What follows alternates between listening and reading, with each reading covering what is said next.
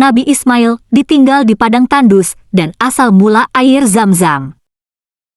Nabi Ismail adalah anak dari Nabi Ibrahim dari istri keduanya, yaitu Siti Hajar. Sejak kecil Ismail dikenal sebagai anak yang saleh, taat kepada Allah Subhanahu wa Ta'ala dan orang tuanya. Istri pertama Nabi Ibrahim adalah Siti Sarah. Nabi Ibrahim menikahi Siti Hajar atas suruhan Siti Sarah, sebab Nabi Ibrahim tak kunjung memiliki keturunan ketika menikah dengannya. Nabi Ibrahim begitu sayang pada Ismail. Selalu memandang sang anak penuh cinta dan kasih. Melihat begitu sayangnya Nabi Ibrahim kepada anaknya, maka Allah hendak menguji kesalehan Nabi Ibrahim. Lewat mimpi Nabi Ibrahim, Allah memerintahkan beliau untuk menyembelih anaknya. Mimpi itu muncul beberapa kali, membuat Nabi Ibrahim amat sedih begitu memandang ke arah anaknya yang lucu itu. Meski tak tega menceritakan kesedihannya, Nabi Ibrahim memberanikan diri untuk menceritakan perintah Allah Subhanahu wa Ta'ala untuk menyembelih Ismail. Di luar dugaan, Ismail kecil justru tersenyum dan mengusap air mata sang ayah, seraya berkata, "Ayahku, janganlah berduka cita, lakukanlah yang Allah Subhanahu wa Ta'ala perintahkan." Lalu Nabi Ibrahim membawa Ismail ke tempat penyembelihan. Ketika Nabi Ibrahim hendak menyembelih Ismail, Allah Subhanahu wa Ta'ala memerintahkan malaikatnya untuk menukar Ismail dengan binatang ternak, kambing, sehingga yang disembelih Nabi Ibrahim bukan Ismail, melainkan seekor kambing. Kisah Nabi Ismail tidak dapat dipisahkan dari sang ayah, Nabi Ibrahim. Salah satu kisah yang menarik adalah ketika Nabi Ibrahim hijrah meninggalkan Mesir bersama kedua istrinya. Nabi Ibrahim juga turut membawa hewan ternak dan harta miliknya yang telah diperoleh dari hasil berdagang di Mesir. Dengan penuh tawakal pada Allah Subhanahu wa Ta'ala, Nabi Ibrahim berangkat meninggalkan rumah bersama kedua istrinya dan juga Ismail yang waktu itu masih bayi. Mereka bersama-sama keluar dari kota, lalu masuk ke lautan pasir yang terbuka, di mana terik matahari menyengat tubuh dengan pedihnya. Nabi Ibrahim membawa istrinya serta Ismail yang masih menyusu ke Mekah, kemudian singgah di bawah pohon yang kini menjadi sumur Zam-Zam.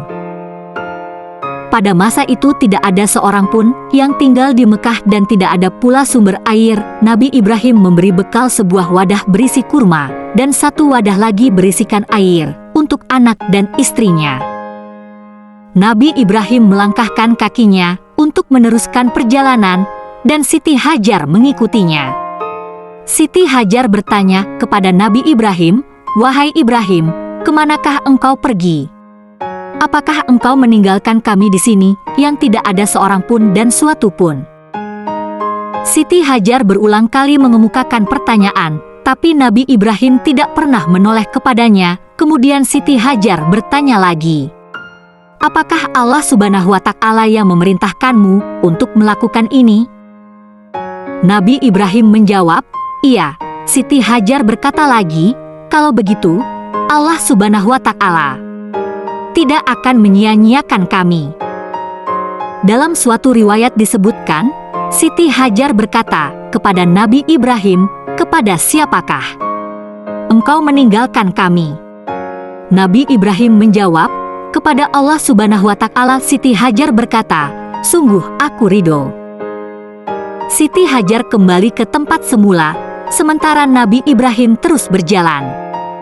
Ketika Nabi Ibrahim tiba di bukit dan tidak dapat lagi dilihat oleh Hajar, dia menghadap ke Ka'bah kemudian berdoa sambil mengangkat kedua tangannya, "Ya Tuhan kami, sesungguhnya aku telah menempatkan sebagian keturunanku di lembah yang tidak ada tanamannya dan berada di sisi rumah Baitullah yang dihormati.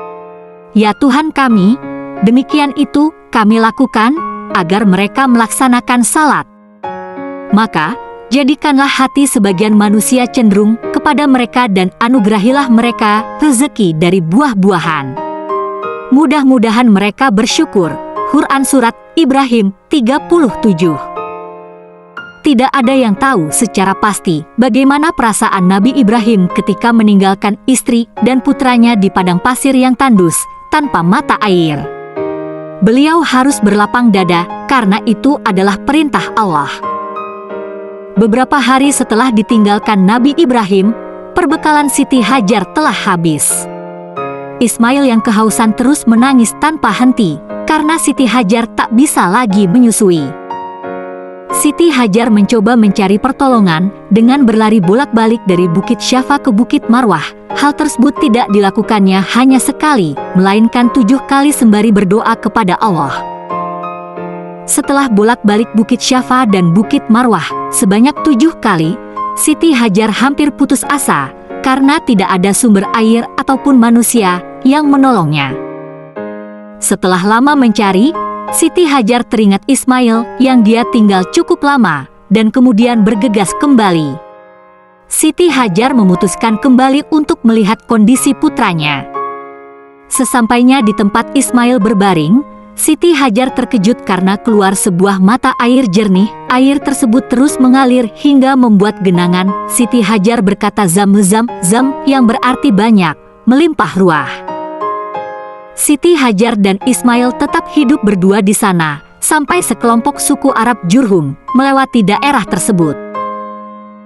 Pada saat itu, Allah mengutus malaikat Jibril untuk menolong Siti Hajar dan Ismail di bumi. Ketika itu, Ismail menangis sambil menghentak-hentakan kaki, kemudian mengakibatkan sebuah mata air muncul di gurun pasir tersebut. Air sumur Zam-Zam tidak pernah kering karena terhubung dengan air tanah terbarukan. Itulah kisah Nabi Ismail yang ditinggalkan di padang tandus dan asal-usul air Zam-Zam. Terima kasih sudah menonton, semoga kisah ini bermanfaat. Subscribe, like, komen, dan share.